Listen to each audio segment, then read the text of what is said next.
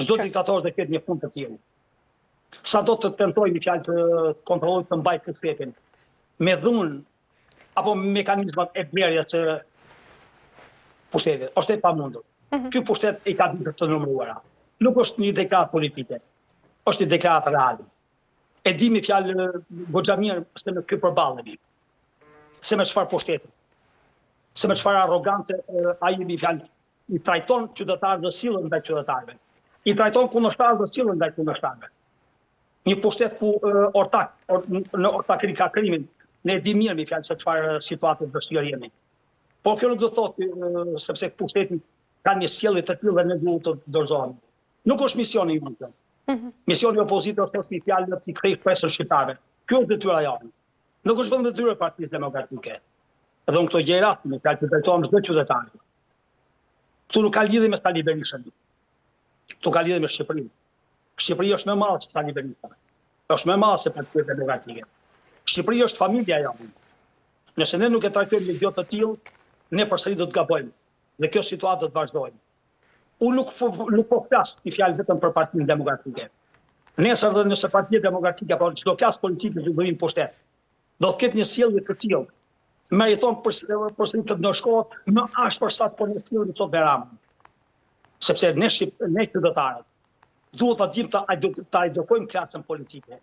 Gabimi ynë është sepse në një fjalë të zhgënjur jo pak herë nga klasa politike, e cila ka 35 vjet që menaxhon këtë lloj procesi, e cila ka defektet e veta dhe brenda opozitës, dhe brenda Partisë Demokratike. Unë nuk kam frikë që dhe opozita ka problematikën e saj. Po në gjë rasti mi fjalë ta falenderoj opozitën. Në situatë dhe në kushtet në cilën kanë mbijetuar përballë një kundërshtari politik, në aleancë me çdo faktor dhe aktor ndërkombëtar, i cili paran e njeh dhe e pëlqen, janë bërë kundërshtarë deri në nivele të frikshme ndaj opozitës. Këto janë problematikë dhe fjalë që akoma opozita shqiptare nuk është në ato lloj nivele. Por i takon shoqërisë, intelektualëve, qytetarëve, të bëjnë pjesë e këtij ndryshimi.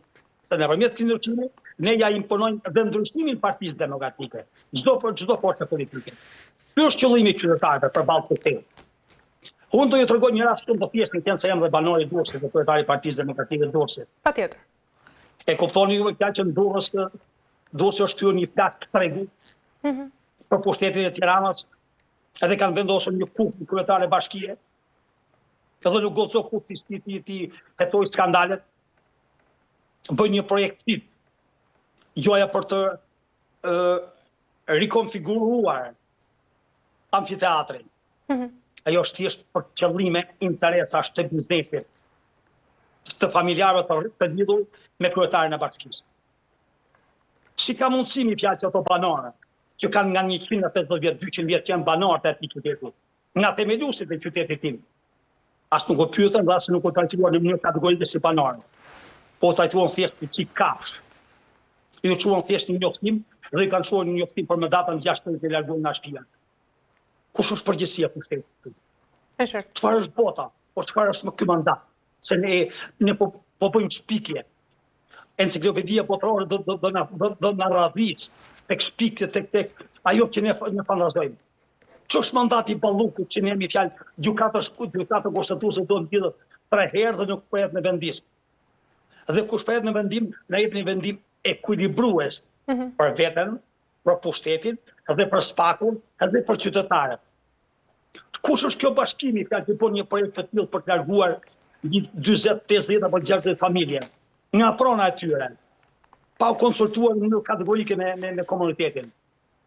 Kujt i shërben ky zhvillim? Pra përgjegjësia është e frikshme, këtu nuk ka përgjegjësi. Ne kemi një klasë politike të çmendur, ka një qëllim, vetëm të abuzojnë, të provokojnë qytetarët. Unë duhet në këtë bashkë se dim duhet trajtoj edhe një shtetësim tjetër, të cilin kam trajtuar dhe me strukturët e Partisë Demokratike. I vjetë që kishte vështirë me fjalë që ti kishte përplasje midis qytetarëve dhe policisë është Edi Rama. Këtë po rideklaroj në mënyrë të drejtë për drejtë. Personi i cili ka qëllim, interes, që protestuesit të përballen me policinë, që ajo protestë degradojë në dhunë verbale e pa kontrolluar, është pikërisht pushteti i Edi Ramës.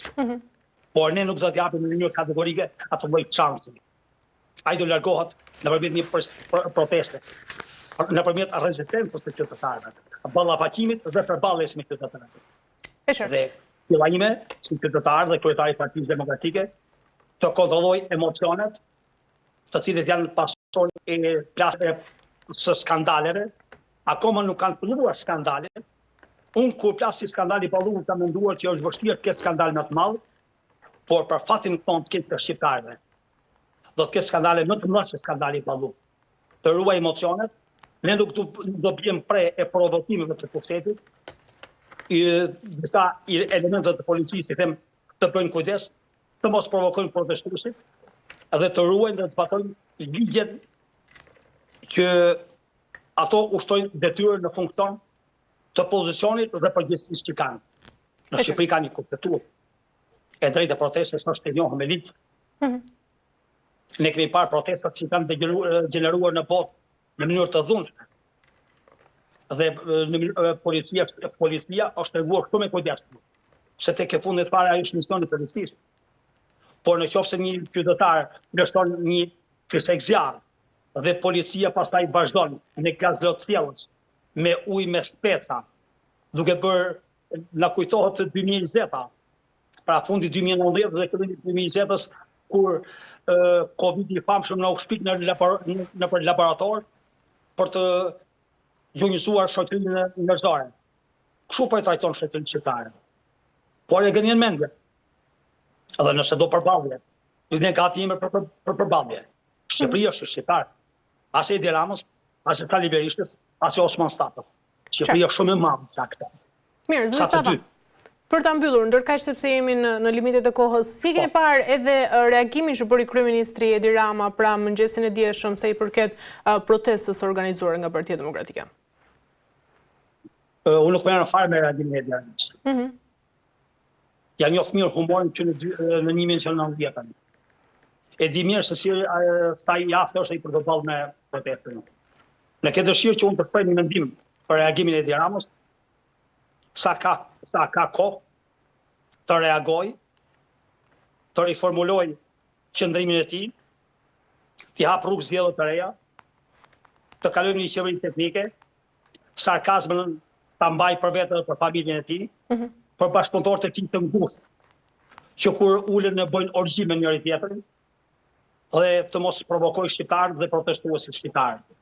Çdo protestues unë gjej rastin ta falenderoj. I shpreh mirënjohjen dhe vlerësimin tim maksimal.